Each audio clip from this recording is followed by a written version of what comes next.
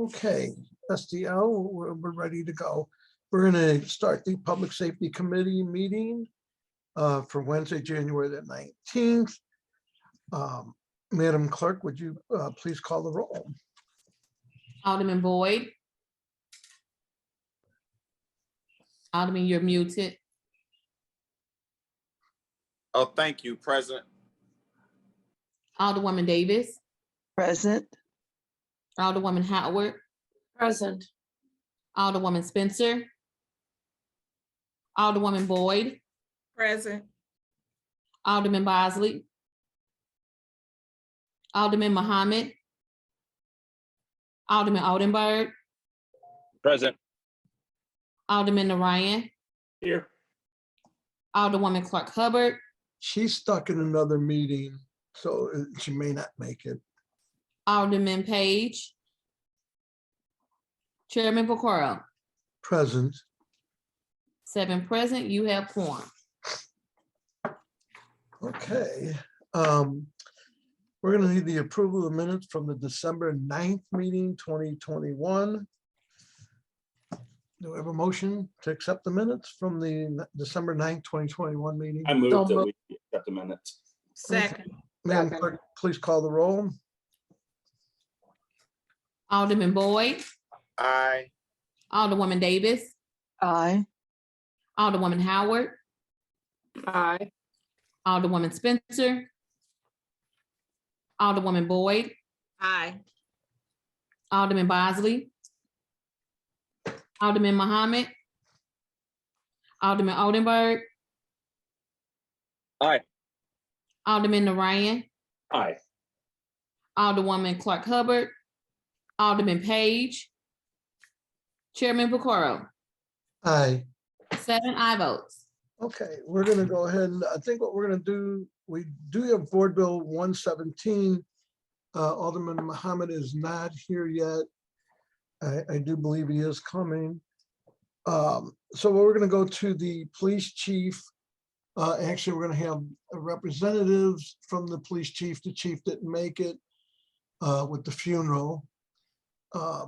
The one question I would have for the representative is the year end, not the trash stats, but the year end stats. I know you don't have them, but when will they come out? What we want to know is, or what I'm being asked that we need to know is, when will we know what the gun violence, how many, the homicides, how many people were shot, homicides are down, or people being shot down, or people being held up by guns and robberies. And usually they have that year-end stat. Can you give us an idea how much longer before that comes out? No, but I'll find out for you and I can send you an email, if not this afternoon, tomorrow morning. I'll check with crime analysis and see what totals they have.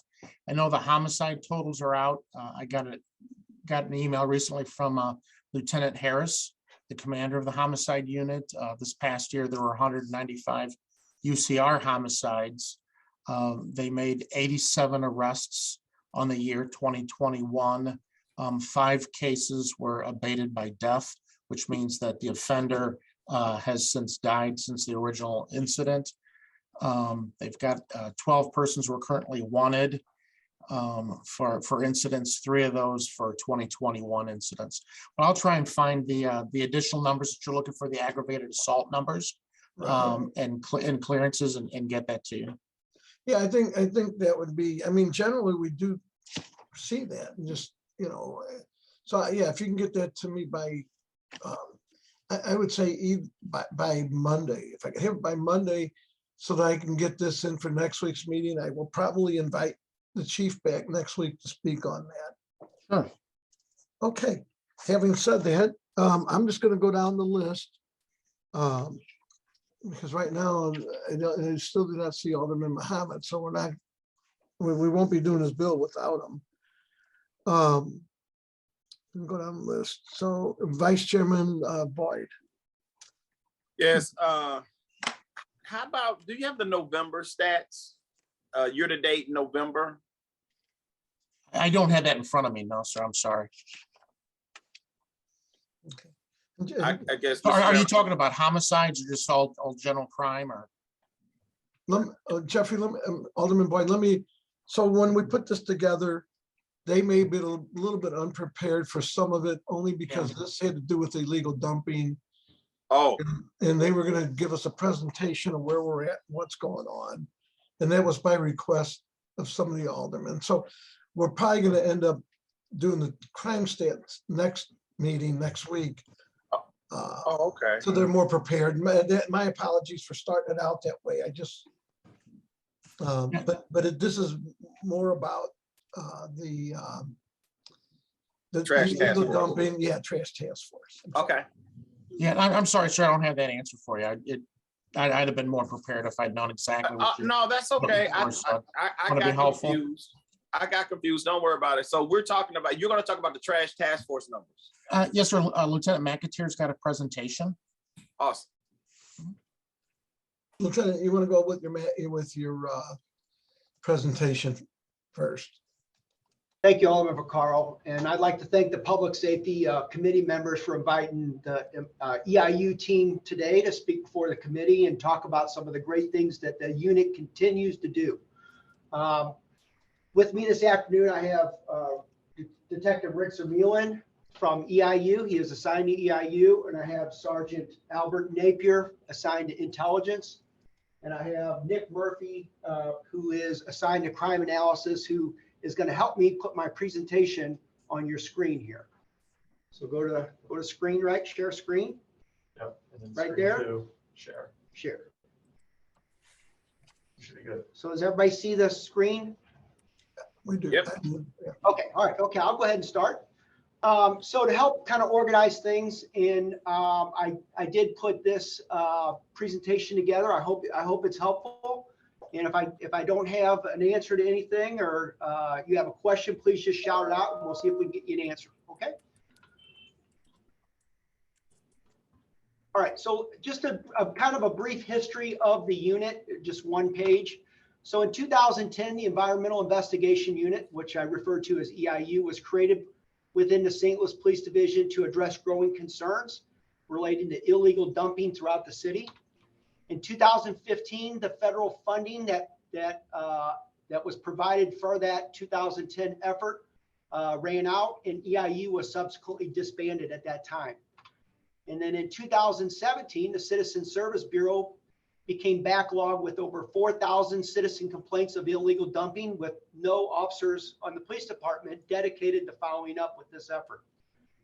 This same year, and I think a lot of the committee members are familiar with Sergeant John McLaughlin and Detective Luther Hall and Detective Lou Nays. They were tasked in 2017 by the police commissioner and the board of alderpersons with revamping the EIU unit. And then also in 2017, which was critical to the effort, was the city's board of alderpersons passed Board Bill 59AA to address the growing concerns of illegal dumping. The passing of Board Bill 59AA allowed the collection of $3 per month. This allowed for specific funding dedicated for equipment and officers to work in an overtime capacity to address the illegal dumping issue. So that's just kind of like a brief history of the unit. And so with that dedicated funding, Sergeant McLaughlin implemented the most critical asset that we have, and that's the use of those trail cameras to strengthen the illegal dumping prosecution cases. So that's the history. So if you recall, back in February, we conducted a 90-day review. On February 3rd, I sent an email announcement indicating that EIU is going to conduct a 90-day review of the unit. And that review was completed in April and disseminated in May amongst the alderpersons, kind of sharing what the focus was of the unit. So we identified some specific goals of EIU that we wanted to accomplish in 2021. And I'll go through them kind of quickly. There was 5 or 6 of them specifically. The first one was we needed to increase the number of detectives and officers working in EIU on an overtime capacity. This was critical to getting the day-to-day tasks done and meeting the responsibilities outlined by other city partners. In addition, we needed to reduce EIU's response time through CityWorks and increase the quality of investigations for prosecution efforts. And then another goal was to meet and strengthen partnerships with our city entities. And that's the individuals like, CityWorks, prosecutions, and the alderpersons specifically. The fourth goal was to identify a point of contact for city leaders to notify about their issues in their wards. The fifth goal was to hold offenders accountable. And the last one was conduct an evaluation of current technology that we are using. So if we can just kind of dive into each one real quick and kind of give some specifics on each one. I do that. Okay, so under goal 1, increase the number of overtime officers working overtime. As of January 1, 2021, we averaged 8 to 10 detectives or officers working overtime. We recruited known detectives and officers to learn the investigative techniques and work in EIU specifically. By April, we had 15 committed detectives and officers working in an overtime capacity. That was goal 1 that we achieved by April. Goal 2 was to reduce the EIU response time and increase quality investigations in CityWorks. We did this through increasing the staffing, which in CityWorks tickets are all followed up on and closed out faster. In 2020, the average closeout on a CityWorks ticket assigned to EIU was 47 days. In 2021, the average closeout on a CityWorks tickets was reduced to 30 days. In addition to increasing the staffing, we were able to reallocate the camera assignments. So camera assignments became more manageable. We had 25 cameras assigned to each detective in 2020. With the additional increase of overtime officers, we were able to reduce that number to 13 in 2021. So in addition to that, we also gave the officers working overtime some latitude on where to place their cameras based upon their CityWorks complaints that were assigned to them. Goal 3 was to meet and strengthen partnerships. So in March of 21, the new members of EIU met with Miss Essence Owens. I think everybody's pretty familiar with her efforts. She's a supervisor of neighborhood improvement specialist. We met with Mr. Richard Sikora, the assistant city councilor, who specializes in the prosecution of illegal dumping. Mr. Rainey Breitenfeld, who's the deputy commissioner of the city refuse division. We met with Mr. Kent Flake, who's the commissioner of city streets division, as well as several alderpersons to meet with them, hear what their concerns were, and see how we can improve relationships and strengthen what our group effort was. And that's our efforts and your efforts as well. So continuing this partnership, we agreed to meet regularly and provide quarterly and annual reports, which I believe some of you, all of you should have been receiving the quarter reports that we sent out, I believe in July and August, I believe. So goal 4 was the point of contact for EIU issues. In that report, we identified on February 3rd, each alderperson was sent an email on what services EIU provides, as well as a point of contact in the event of any illegal dumping issues. And the contacts remain the same: Detective Rick Sermulin, that's his cell number, and Sergeant Al Napier, and that's his cell number. Goal 5 was holding offenders accountable. So we know that some of our offenders are considered persistent offenders. And what I mean by that is they just continually, no matter how many summonses you issue them, they're still doing the same thing. And they're still dumping. They just changed where they're dumping. So with a collaborative effort with the city councilor's office with Rich Sikora, we talked about things that we can do to make maybe higher fines, assess higher community services efforts to prevent this continued persistent offender program. So in late February, you may recall, there was some media attention on 2 serial offenders that were identified and held accountable for 13 different dumping incidents, totaling 28 charges. in the 4th Ward around the 4500 block of Moffett. The success of this particular investigation, which took about 2 months, 2 or 3 months to put together and put all these charges together, was a direct relationship and collaboration with our city partners, with Essence, Rich Sikora, the detectives that were working part-time on overtime to put this all together. So that's what the result is for these persistent offenders. Goal 6 was conduct an evaluation of our technology. Currently, we're still using the technology that was introduced by Sergeant McLaughlin and his team in 2017. As this technology continues to develop, it becomes less expensive. So we'd like to explore possible other alternatives and developments into technology to implement, not all at once, but to implement and phase out the trail cameras and introduce new technology. One of the issues with the trail cameras is it gives us very limited night vision. So anybody dumping at night, it's very difficult for us to get a license plate. Sometimes the camera is in one position. And so with the newer technology, you may have more of a panoramic vision. So it gives us better optics. It also, with the new technology, we can zoom in on individual pictures.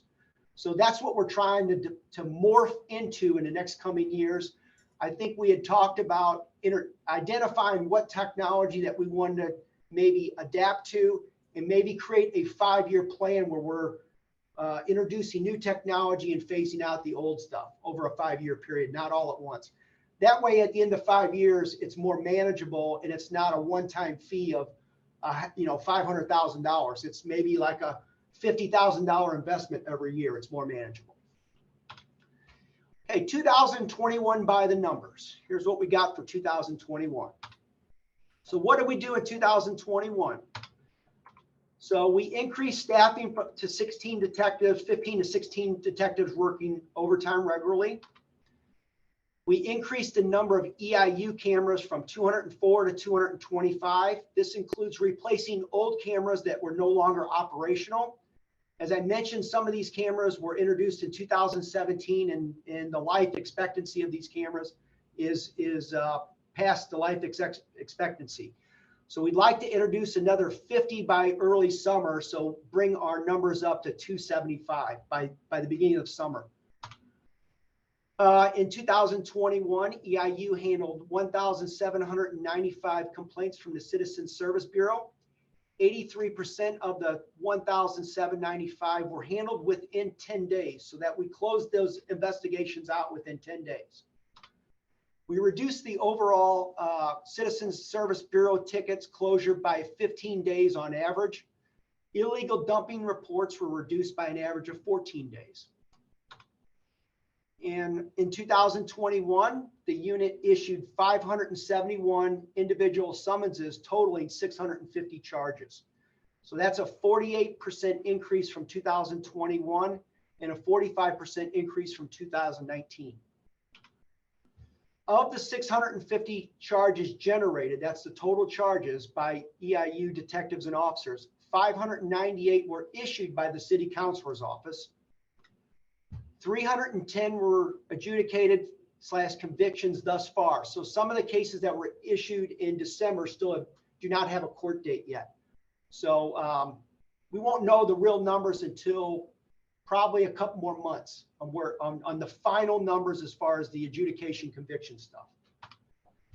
This resulted in 4,020 hours of community service and resulted in $145,260 in fines assessed, which is a 137% increase from 2020. It also resulted in $6,800 in awards to witnesses. We have that plan where every witness gets $100 for assisting us with prosecution, which has worked out very well. So where are the 573 coming from? These are the 573 offenders that I referred to. Where are they coming from?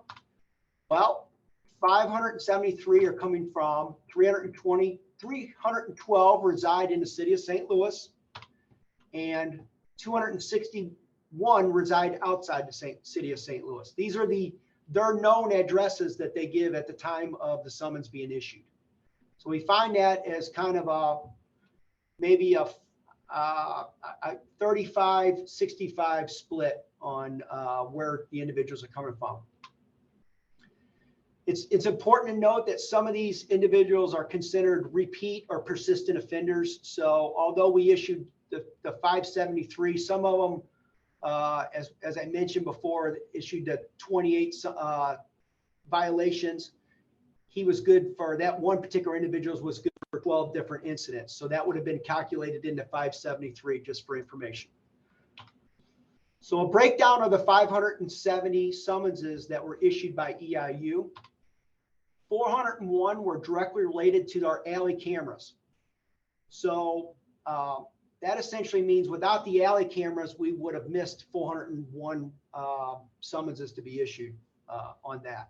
We desperately need those alley cameras. 91 were referred to by witnesses, and 78 were initiated by officers and detectives on the scene. So for instance, sometimes the officers or detectives will be in the alley and somebody will pull up and start dumping because the officers are not in marked police cars. They are in unmarked cars. So 78 on that one. So what's next in 2022? Next week, each alderperson will receive the EIU 2021 annual report. The report will include all statistics, a statistical breakdown by ward, a summons information category, complaints from the Citizens Bureau system, and we're going to reiterate how to contact EIU in case you, a neighborhood, or one of your constituents have questions about how EIU can work with your neighborhood for neighborhood meetings or anything like that we can help with. Also in that report, we'll establish our 2022 goals for this year. So next week, each alderperson will receive this report. Like I said, it'll be emailed to you with an attachment. We'll be meeting with each of our city partners to identify how we can further improve. We're not going to stop with meeting with them once. We're going to continue meeting with people like Rich Sikora, Essence Owens, the refuse division to see what we can do, continue doing better. We're going to continue evaluating and discussing technology developments because, like I said, in the next year or so, this is going to be a critical issue with some of these trail cams that are now aging out. And we're going to continue working with Alderman Boyd on Board Bill 227, which we've had a few meetings on, the scrap tire bill, which will have a significant impact on how EIU polices and cleans up the alley. Because as all of us know, a lot of the dumping is related to the scrap tire issues. And that's my presentation. I'm willing to be glad to answer any questions or receive any comments. Okay, do you want to take the shared screen down, I'm sure? Yes, sir. And if you could also send a copy of that PDF to everyone. And then Yes, sir. Alderman Boyd, you're up first. Thank you. Mr. Chairman, come back to me, please. Okay, I'm sorry. I will. Let me go down the list here. Alderwoman Davis.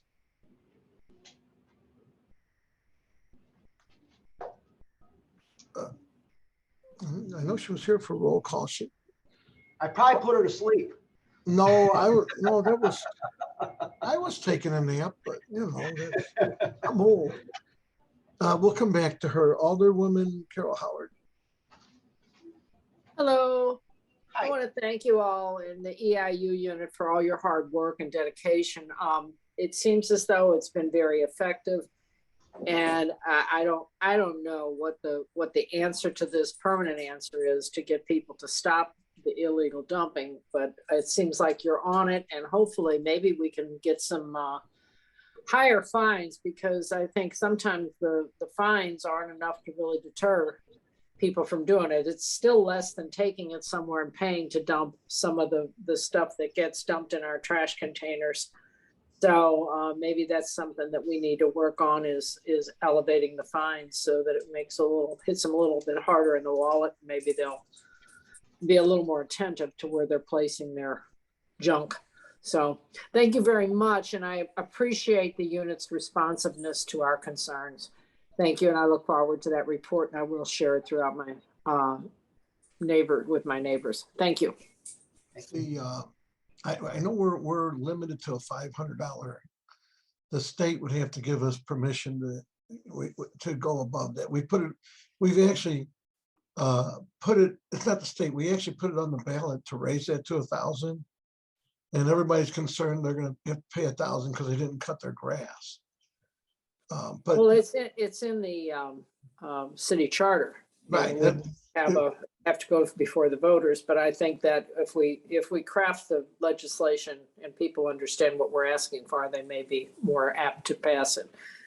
we So- should, I wish they would take the $500 per incident and Yeah. stack them up, and that's what they need, but they Yeah. didn't know, just in case somebody didn't know that, but you're right, it's in our charter. And $100 isn't even a week's groceries anymore. So anyway, okay, we'll move on and talk about okay, it.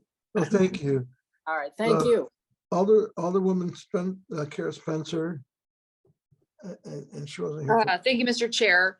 Okay. Thank you all for this presentation. I apologize, I missed a little bit of it, but I did have a couple of quick questions. One related to the overtime, and, you know, kind of Where's your- why, I don't see your picture. I'm sorry. okay, I think sorry, that- Mr. Chair, I'm thank you. tuning in from my phone, so it's a little bit odd looking, so my apologies here. With regards to the overtime, you know, I'm just curious why why all of this work is being done through overtime and we don't have dedicated staff to it. That is That might be a question for Colonel Sack. The way the program was initially set up, that the $3 was to be assessed to pay for this overtime, and that's the way the program was set up. But I'll defer to Colonel Sack on that. Sure, and I think it's just gonna be a matter of staffing what we have available, where we want to put our officers. Our focus is on violent crime, of course. Sure. So being a property crime, it's not as serious, although if you talk to the people who live in the neighborhood, it is serious. And it could lead to other problems, but it's just a dance that we're trying to do with the current and future staff that we're gonna have here, and how we try and work that out. So I think the hope was that the $3 would be enough to cover it. We might be able to, at another meeting, do a breakdown on the financials of it to see how much of that overtime is covered by that $3. That would be so helpful, especially considering, I mean, I think, you know, once you get into overtime, it turns into time and a half and it gets a lot more expensive. And so that kind of skews those, you know, that funding stream.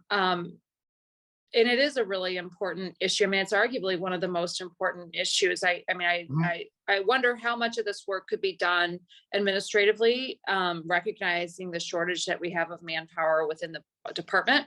And if the city could look into having non-police staff involved, especially in some of the footwork that's being done. I mean, you know, from our neighborhood stabilization team or other sources of you know, even our health department, this is such an issue of public health, that if we could bolster what the police department's able to put at it, you know, through some administrative hours, that would be very, very helpful. Have we looked into that, or have we discussed that possibility?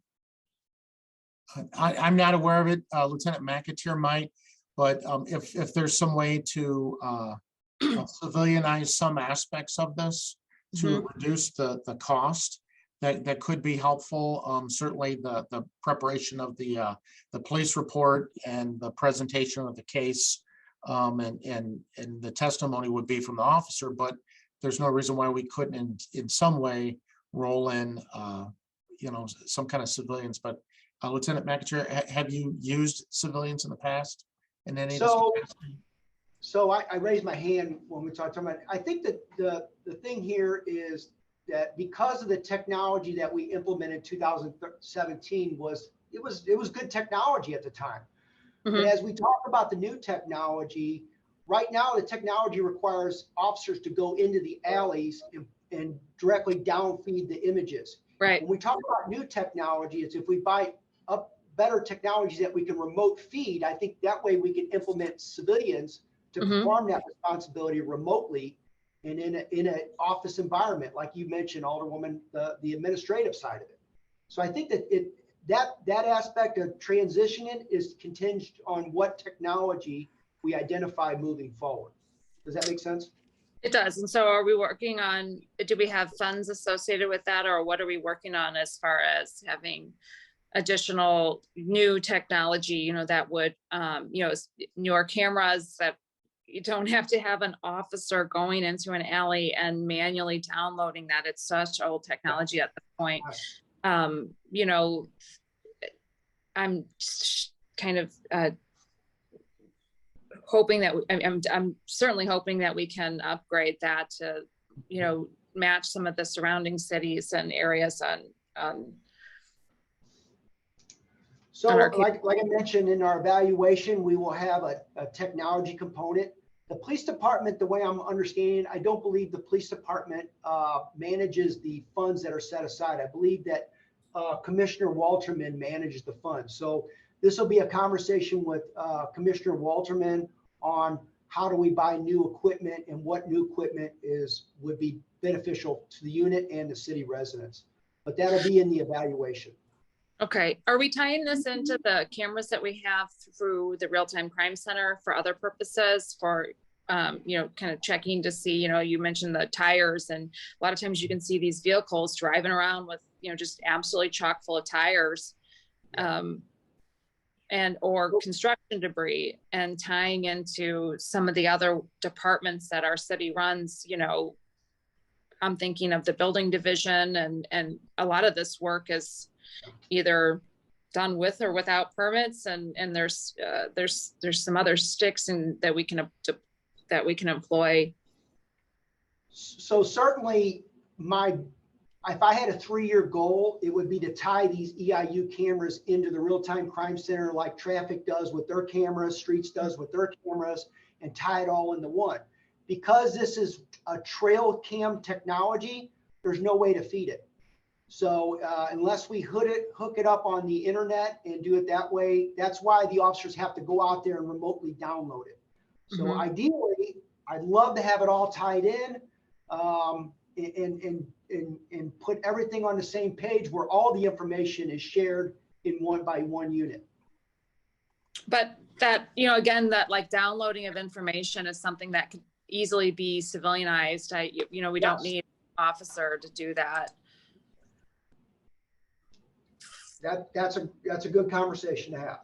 Yeah, I mean, and I'm hoping that we can kind of have some other staff do that kind of work. That's all I have at this time. Thank you for the presentation and for answering my questions. Thank you, Mr. Chair. Thank you. Alderwoman Pam Boyd.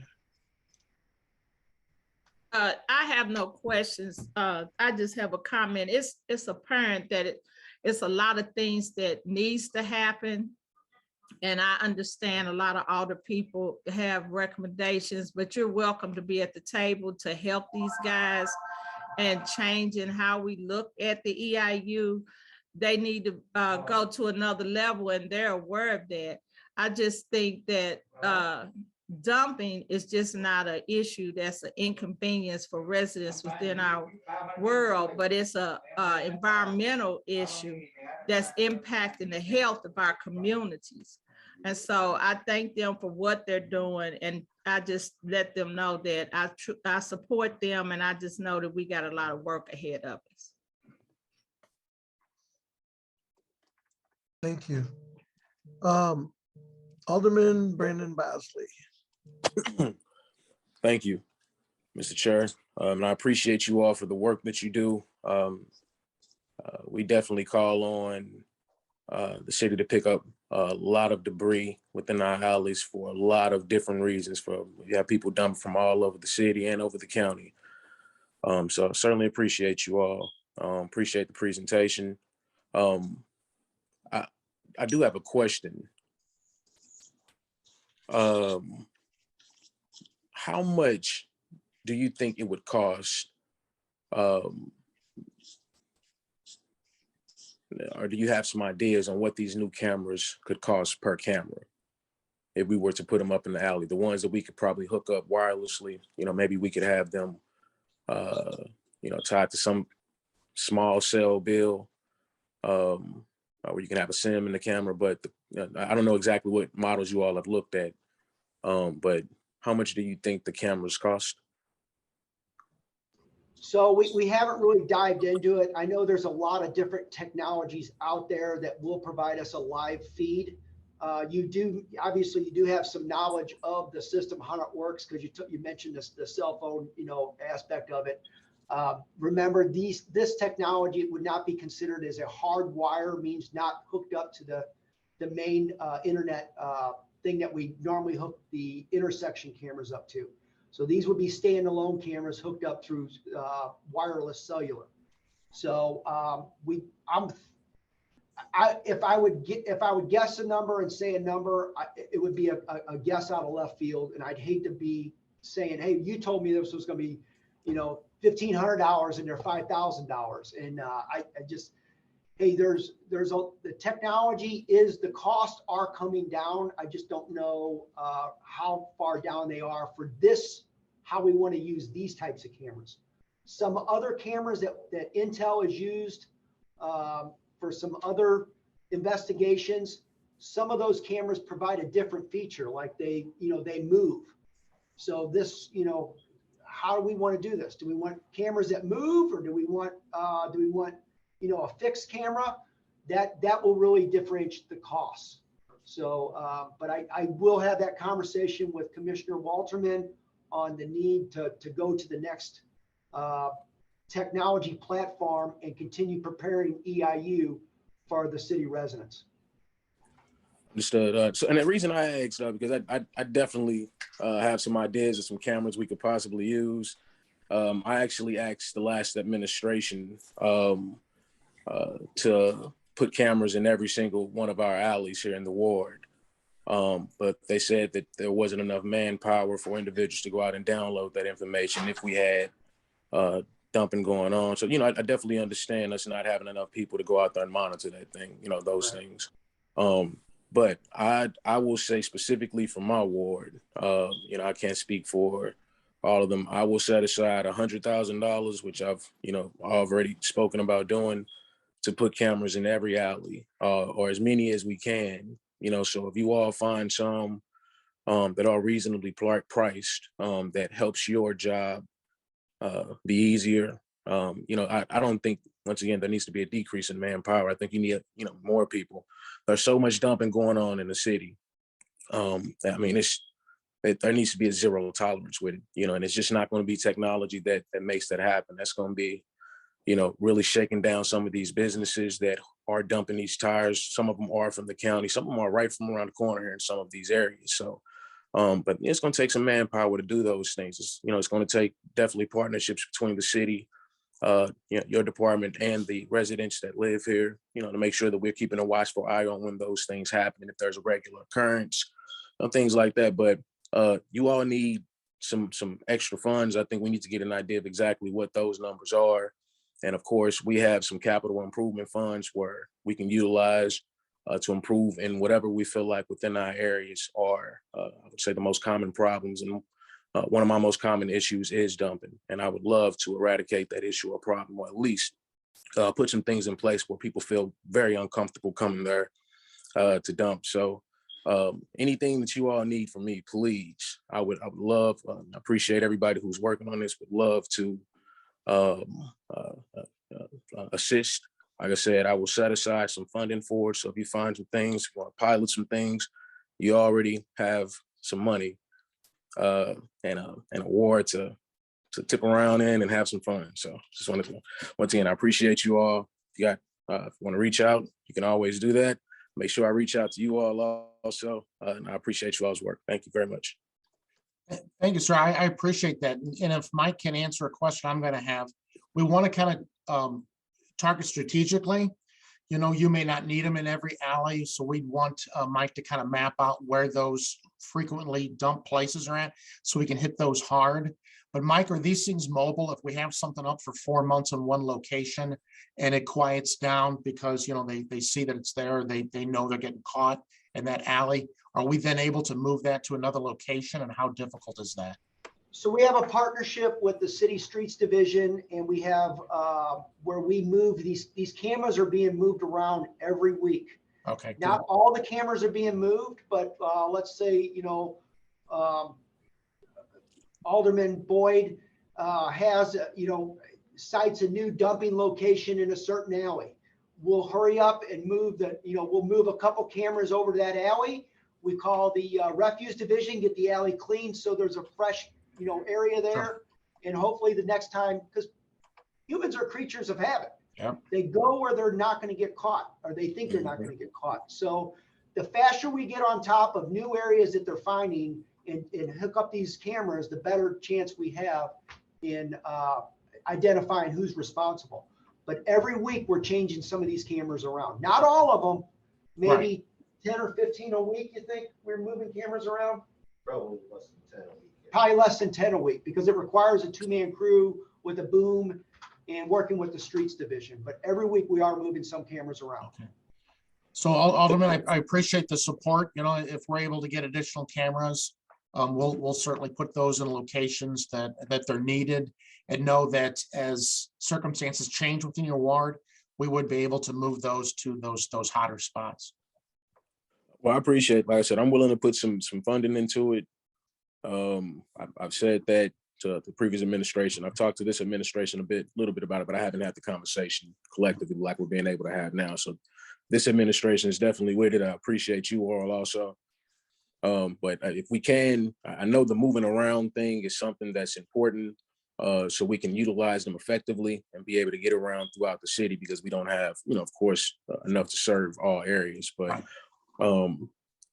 I think with the area like mine, with it being so open geographically, you know, the land is there, you got lots. It's very, very easy when you got a house and then you got 5 lots and then you got a house on one corner to come dump, and the grass is like 3 feet high, to, you know, kick that stuff out and go on about your way. So having those cameras stationary in one alley, I forgot which one it is. It's on the south side. When you go through it, it actually talks to you. It said, hey, you know, this is an illegal dumping site. If you dump here, you will be prosecuted. I forgot what alley it is. I don't know who put that up, but, you know, it's amazing when when I heard that. So I'd like something like that, something similar. I'm not sure what the cost on something like that would be, but it'd be very, very effective for a very long time.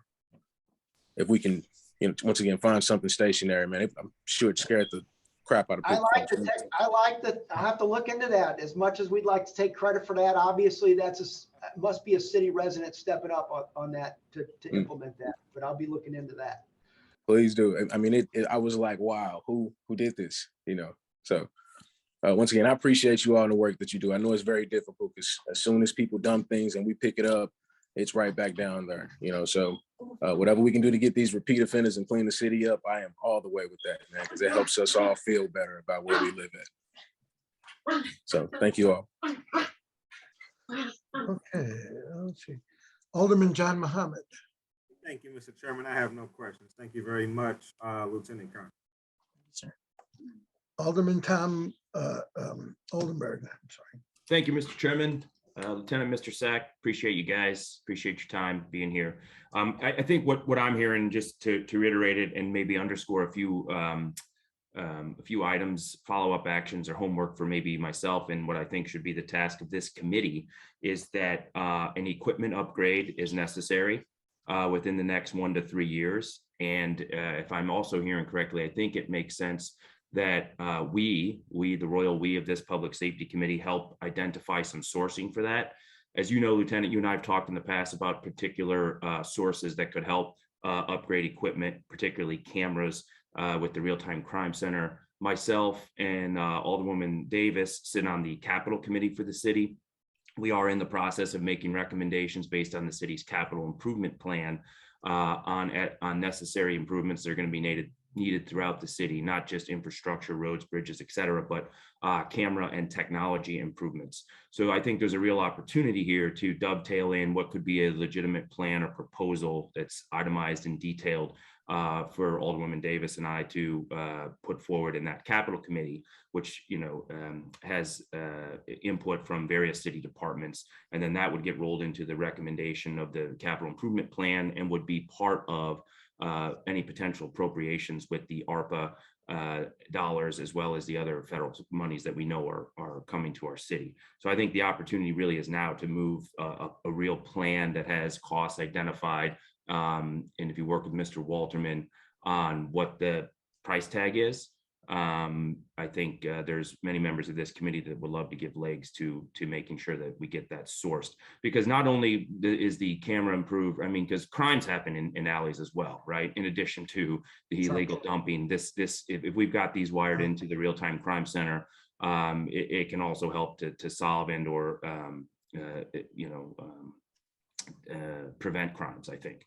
So I think that's incredibly important. I think that's work that this committee should take on, is how we put together and bless an arrangement that finds sources for that necessary equipment upgrade. Secondly, what I think I'm hearing this committee needs to maybe think about too is the long-term fine increase. And I think there's a lot of smart minds on this committee that have been through that process before. Maybe we can compartmentalize it and isolate it solely to illegal dumping, and that fine carries a much heavier hammer when it happens. And that's something I think if we put on the ballot that might, and if it's very specific, might be something that and we adhere to any Hancock Amendment issues, might be something that I think the populace will respond to. So I've got no other questions or comments, but I will probably be following up with both of you, and then maybe bring that work to this committee to figure out how we advance sourcing, particularly that equipment upgrade. So thank you both. Thank you. Alderman Brett Ryan. Thank you, Mr. Chairman. Just a couple of questions. So I know we've focused mostly today on illegal dumping, but I did note on the EIU website that the unit is responsible for investigating cases involving the EPA and the DNR as well. So I was wondering what sort of resources the unit has on that front, because I do know we've run into some issues on some job sites where folks have been inappropriately abating lead, inappropriately abating asbestos, things of that nature, and it's pretty hard to get the EPA to come on site for something like that. Is that something that this unit is also handling in practice? So we are in direct contact with Jeremy Stockman from EPA. He's our federal partner at the federal level, and then our state partner is, do you remember his name? We primarily work with Jeremy. Joe Trunco. Joe Trunco at the state level. So when they have investigations that refer to the city, we will assist. About 3 months ago, we were up on North Broadway, right around Grand, involving a company that was illegally, lead? Was it lead? It was an unknown substance. Unknown substance that they received a tip on. So we'd like to go federal with these if we can, because I think there's more, it's got more teeth. But we do cooperate when they contact us. But if we have something that we think is, bigger than just, at a higher level, we would certainly reach out to them. That's a two-way street. Okay, so someone could report it into EIU if they have concerns about a specific site. Yes. Okay, perfect. Well, thank you so much, and thank you for all your work. Keep up the good work. Okay, and Alderman Clark Hubbard is not with us. Alderman Page, and then we have a couple of aldermen not on the committee. Alderman Boyd, do you want me to swing back to you first? And okay. Then to the off committee. Well, no, we got Alderman Page's first, but then do you want me to swing back to you and then the a couple off the committee? Or do you Is want to go with them? Alderman Page on the committee? Yes, he is. Yes. He's here. He's on there and he's here. All right, I'll go after him. Okay, Alderman Page. Yes, I'll just be brief. Thank you, Mr. Chair. I just want to express my appreciation for today's presentation. It was quite an eye opener for me, and I look forward to getting a copy of it so I can kind of go through it thoroughly. And just want to express my appreciation for the work that the EIU does. With that, I yield back. Thank you. Thank you. Vice Chairman Boyd, and after Vice Chairman Boyd, Heather Navarro and Alderman Dan, I shouldn't say, sorry, Alderwoman Navarro and Alderman Dan Gunther both have said they would like to say something or ask something. So if we can go to them after you, I may have to answer my door in part of this because a vet just called, he's on his way over. But yes, so Alderman, Vice Chairman Boyd. Okay. First of all, I just want to salute the unit. Detective Z is extremely responsive to all emails. They're just doing phenomenal work. The data shows it. I am impressed with how many constituents are actually being witnesses and are receiving $100. I just have a few questions. I saw on the one slide we gave out $6,800. So do that mean we had 6,800 witnesses in 1 year?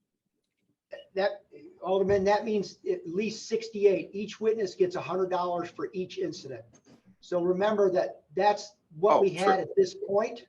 So there are, as the fines or the awards are given after the court is, after they pled guilty. So like I said, there's a couple still in the coming down the pipe. So we expect that number to increase dramatically. I don't know why I asked that question. My math is off. I don't know. I'm sorry for that. That was a crazy question. Anyway, the budget for, I remember doing the sponsoring the bill that increased the fine to $3. And the $3 was to help buy refuse trucks. And a portion was to help the unit, you know, with overtime. So all of the $3 is not going directly to the unit. How much is the budget for the unit? I do not have that specific number. I'll have to reach out to Mr. Walterman. I believe he oversees the budget, but I can look into that and circle back on that. Okay. I'm very impressed. I don't know if he like keeps putting money into it as you go through the year, or it's one number for the whole year. Does that make sense? Yeah, it does.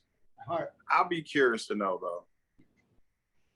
And we've really grown that unit since 2017. 16 officers detected. That's pretty impressive.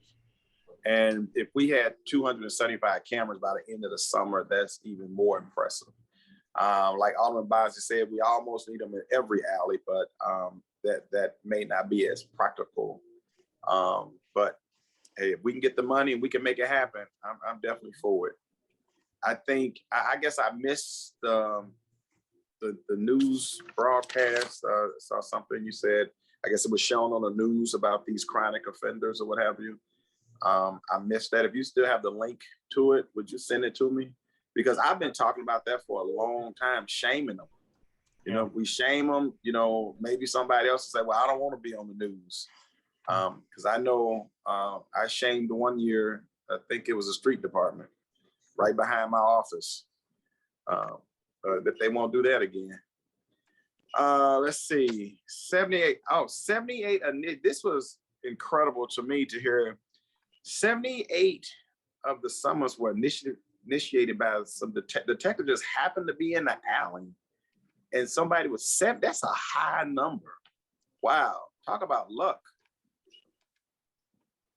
Well, I think it has to do with that you know, we got a lot more officers working in the alley and they're in unmarked vehicles. So I don't even know what, it's just a good thing. Good thing. I wish he was even higher, Alderman. That's pretty cool. I'm but- gonna only say one thing that the constituents that drives them crazy about the whole process is when they see somebody dumping, Yes. the police are not coming right away. Yeah. And so they get so frustrated, like, I'm waiting for 2 hours. They never did show up. But what they don't understand, if you guys show up, you may find some evidence, you know, to figure out who it may be. And in that case, if you know a constituent called the police, do you contact them when you do show up? So part of our, when we get a referral through CityWorks and the person leaves their name, we'll absolutely try to use that person as a witness to try to further the investigation. Absolutely. Yeah, well, but what happens is some people don't know about the reward, and some people just calling 911. They're not calling the Citizen Service Bureau. They're calling because the crime is being committed right now. And so that's not going to show up in CityWorks. So Right. If I called, for example, the police never came, and they came 2 hours later, and of course there's no one there. How do you guys know about it? Mike, do you pull that through CAD or calls for service? We primarily pull through the CityWorks tickets. I think he brings some light to something that we could probably do better. And that's looking through CAD and doing some follow-up. I know Problem Properties does a lot of follow-up. Yeah. We work very closely with Sergeant McLaughlin's crew on the Problem Property side, but I think there might be some room for improvement on looking at the CAD stuff too. Yes. Now, for us that one of our overtime officers is working, they hear it, they take it, and they do create a CityWorks ticket for that when they, if they're ever informed. Did you hear that, Alderman Boyd? No. I didn't. So he's saying, Detective Z said, if we have an EIU officer working citywide, we have sent out emails, and I forgot about this, that when an officer or a uniform officer receives a call for illegal dumping in progress, to call the EIU officer that's on duty, that EIU officer will respond and initiate the investigation. That will Okay. include a follow-up with the witness or whoever the caller is. Okay. All right.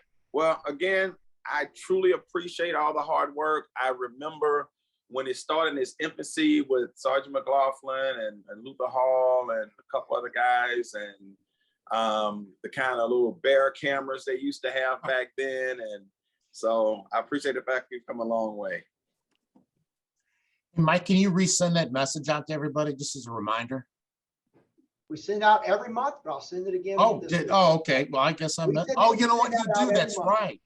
That's right. Yeah, that is on there. Thank you. No further questions. I don't see that. Who's up at, I heard him say Gunther and Alderman Gunther and Navarro. I think Alderman Navarro is next.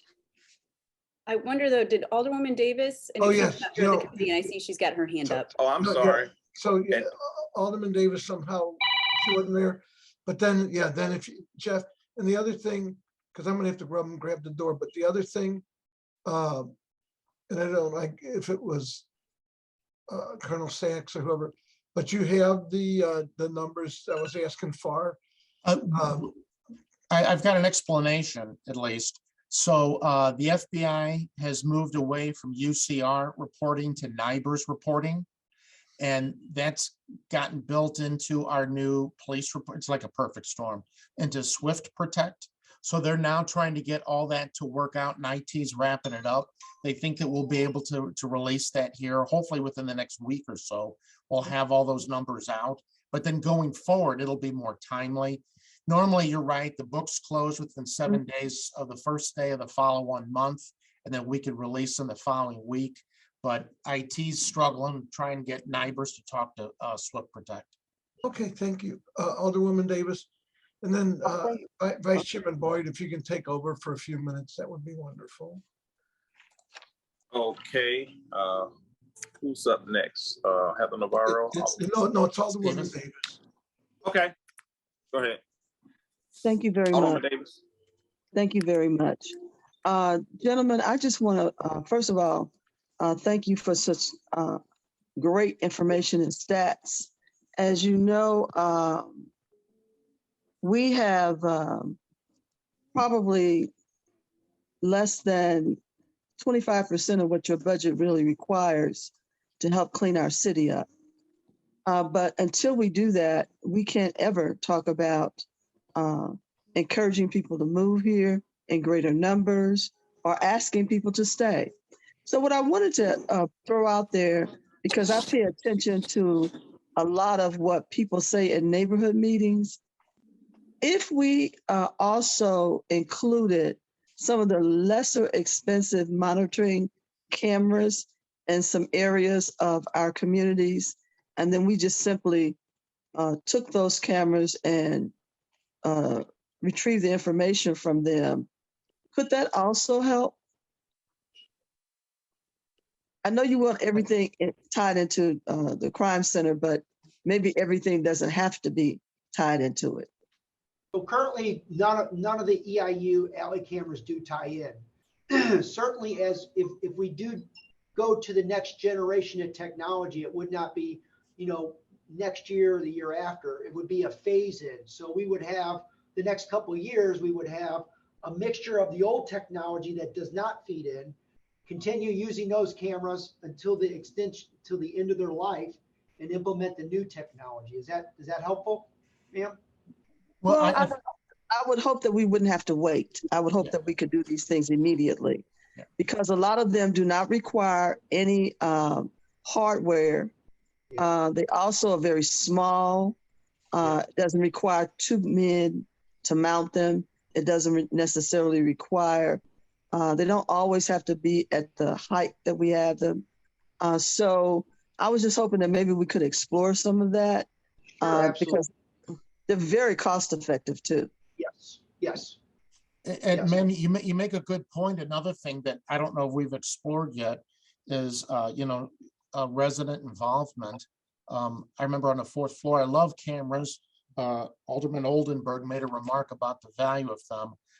Cameras are witnesses that cannot be intimidated, and their memory is perfect. And I remember on the fourth floor, we've had citizens ring cameras and fixed cameras that covered their parked cars in case there was somebody tampering with it that actually caught violent crime. And the next day they're able to report that to us. So maybe as part of, talking to our residents about, hey, there's a reward if you can identify something, but also if any citizen in a block wants to put some cameras up, maybe the unit can come out and maybe offer some advice as where they might be posted. But maybe we can get residents to participate as well, and that might, or some small businesses in some blocks that might be willing to put up their own camera.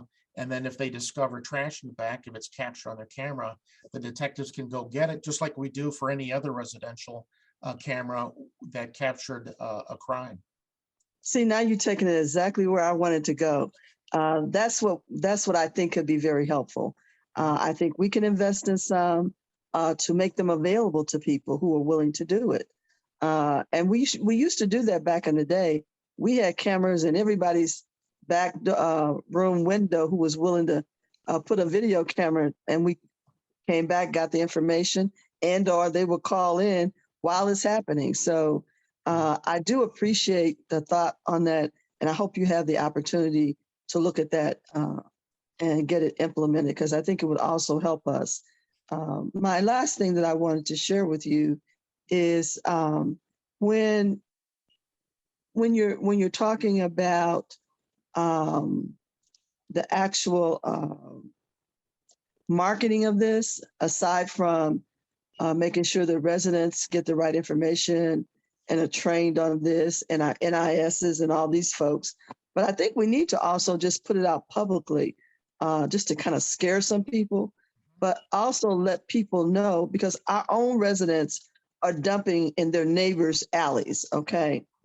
But let them know that they have it's free for them to dump at the, tell me what I'm trying to say.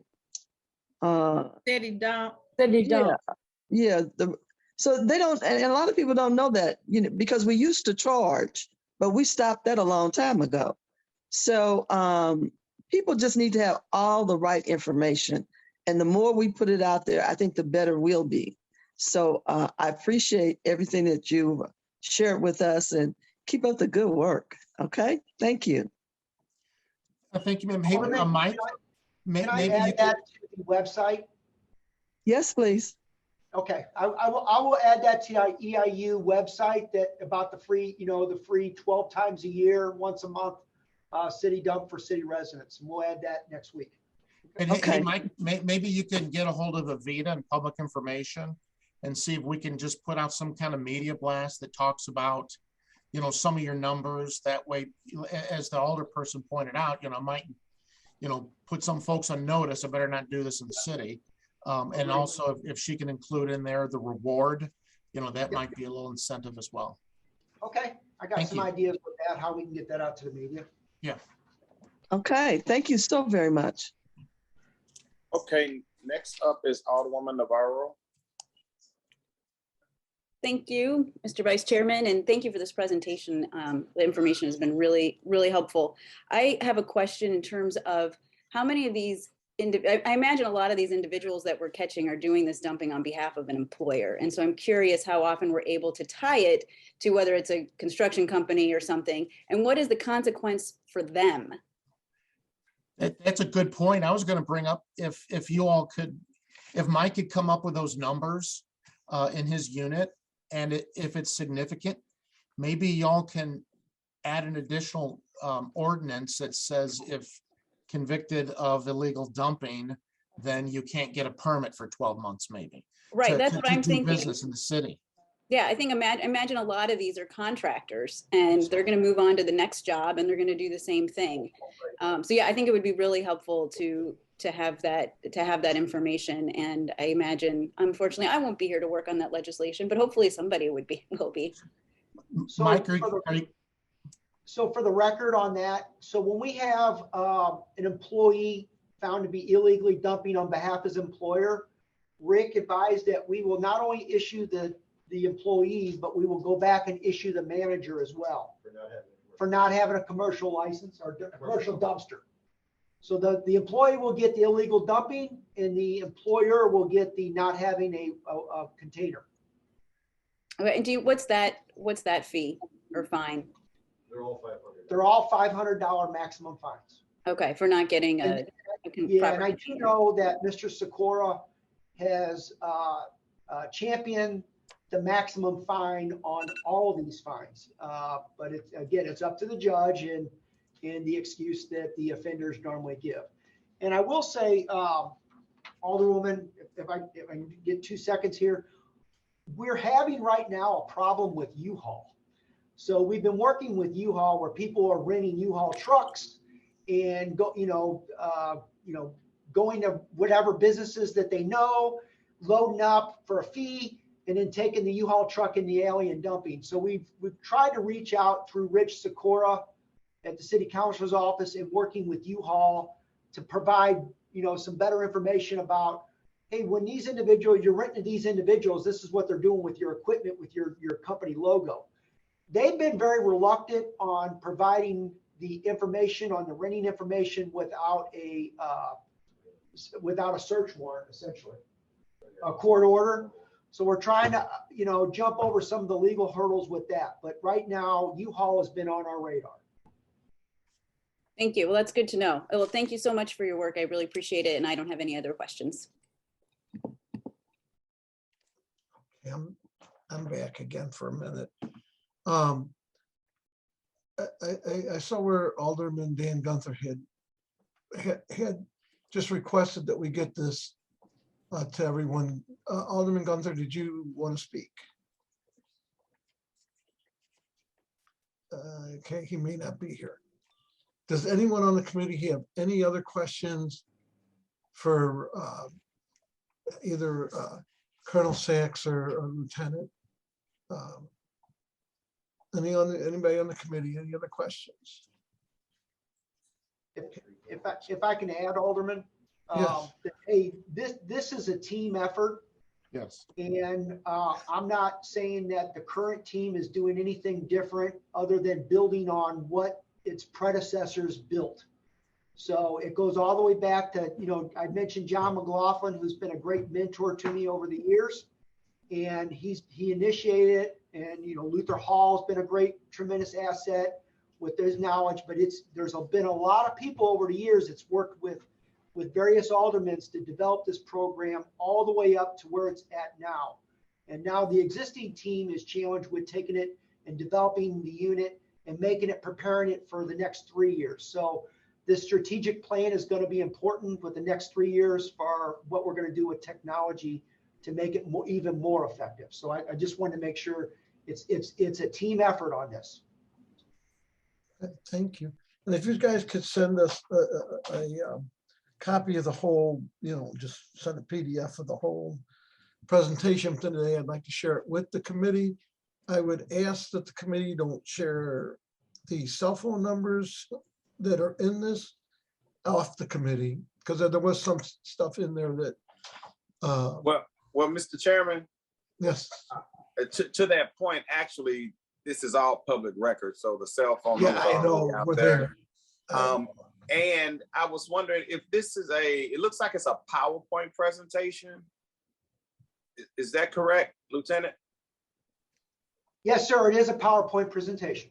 Okay, I'd like to have it. Can we get it in both PowerPoint and PDF? Sure, absolutely. Awesome. Thank you so much. Thank you. And thanks for pointing that out. I guess everybody's seen it. I guess I do have concerns that people will start calling them instead of 911, which.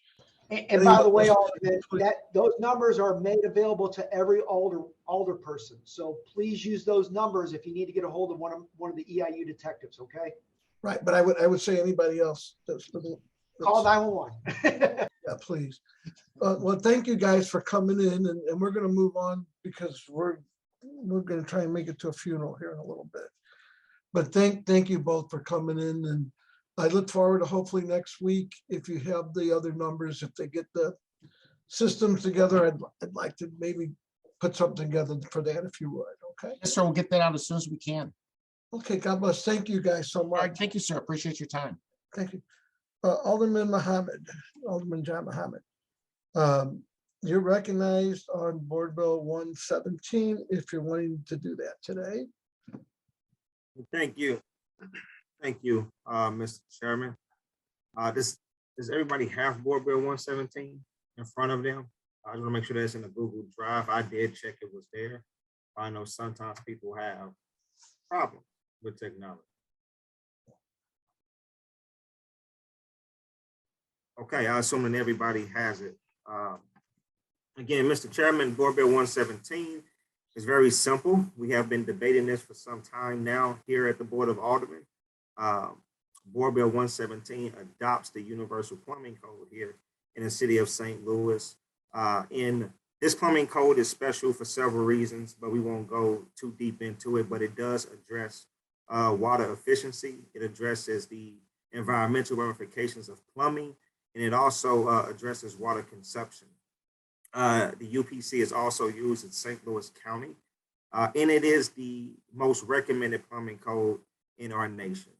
And it is advanced to its counterpart, the International Plumbing Code. With that, Mr. Chairman, I have no questions. I would ask for the committee's favorable recommendation and passage of Board Bill 117. I can take questions if there are any, and if they're not, that's even better. So I will say, I just want to comment that I did tell Alderman Muhammad that I would vote for his if he voted for the IPC, which he did. This doesn't do anything more than move it to the floor. We're not, he had stated that this will, this doesn't pass anything. So just so you understand where I'm at and what's going on. Alderman Muhammad did vote to pass the IPC out, and I told him that I would stand with and pass that out. Beyond that, everything else is really just going to be on the floor.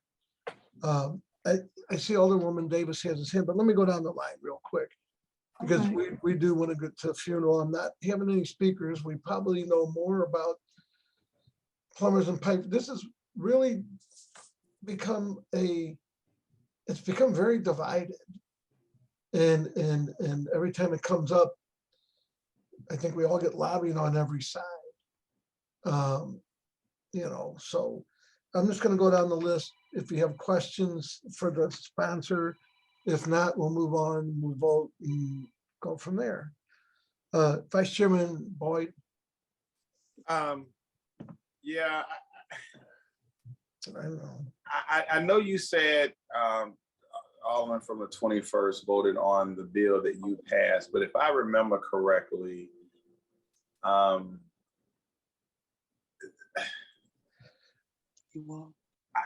think he was for the bill. I didn't know that he was against the bill and for this plumbing code. So I just wanted to point that out, and I'll go back and watch the video. This has been before us a couple of times. We currently have a bill on the floor. I don't know why we want to take another a competing bill to the floor. We had them both in the committee.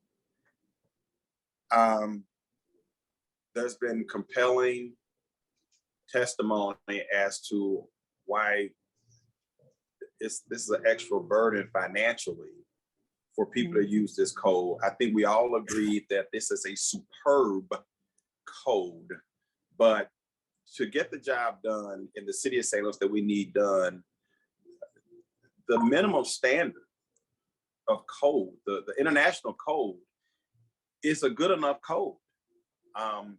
We don't have to have a code that's, you know, much more restrictive. We don't have to have a code that, you know, does all that this code do. I mean, St. Louis County have it, I get that. But the rest of the state of Missouri don't have it. Most counties in the state of Missouri have the international code. And just because St. Louis County do it doesn't mean that we have to do it. They don't do everything, you know, we do. St. Louis can lead most of the time. I'm not going to talk too much more about this. No, Alderman Boyd, the vet's walking up. I got my Ring camera. He's walking up to the door. I'm going to have to leave the meeting at least to let him in that door. Okay. So if you can take over for a bit. I'll be back very fast. I can do that. So I'm not going to spend a whole lot more time just talking and talking. I think we have really talked this through plenty of times. I think Alderman Sharon Tyus gave a phenomenal educational experience about, you know, the plumbing codes and how the system is set up. So I'm just going to go ahead and go down the road. So next up is Alderwoman Davis. Thank you, sir. I'm going to agree with everything that you have just said. For me, I think that we are doing, well, first of all, I wish the statement hadn't been made about a trade-off on votes, because that just shouldn't be said. I'll just put it that way. But right now, let's resolve the other one first. It's not hurting anybody. Workers moving forward in the city, has been moving forward for years in the city. We don't have to worry about our building division approving anything that is not going to be safe for construction and for livability. So I would prefer that this bill would be held until the other one is resolved. And then we can go into a battle on that later on, where it just stands on its own with nothing else standing and or leaning towards someone's decision. I mean, we've all had our conversations with many. I've talked to more master plumbers than most people have in the last year, especially because I just wanted to get myself as educated as possible. I know I knew enough already from being in the construction field, but I also wanted to make sure that I was up to date. And I also wanted to make sure I was right about the entity that is pushing this. And everything that I thought and everything that has been said is true when you get it from the people who have been members of that union, and also people who have had their lives controlled by them and their opportunities controlled. So I am just wanting us to resolve the other issue and then come back to this. Thank you very much, sir. Okay, Alderman Howard. Mr. Chairman. Alderman from the 21st. Thank you. Thank you, Mr. Chairman. I just want to just comment on the comment of votes being traded. You mentioned it, and also our esteemed colleague from the 19th. No votes were traded. No votes were traded, Mr. Chairman. The conversation that I had with the chairman of public safety was, I would agree that both bills should be debated at the same time for the sake of transparency, and that I will vote for Board Bill 103, which adopts a 2018 plumbing code. I would agree to vote for that bill to get out of committee to make it onto the floor, because I believe that the entire board should have this conversation and not just a public safety committee. So that was the conversation that was had. It was not a trade-off of votes. I just want to make sure that that is clear for not only the board, but for the public. That's all. Thank you, Mr. Chairman. Okay, Alderwoman Howard. I have no questions. Alderwoman Spencer. No questions. Alderwoman Pam Boyd. No questions. Alderman Bosley. No questions. Alderman Oldenburg. No questions. Alderman Orion. No questions. Alderwoman Clark Hubbard. Alderman Page. Thank you. No questions at this time. Okay, what we're gonna do, we're going to revisit this. Time is of the essence right now, and we'll lean on the chairman to call another meeting to further discuss the board bill. With that being said, a public safety meeting is adjourned.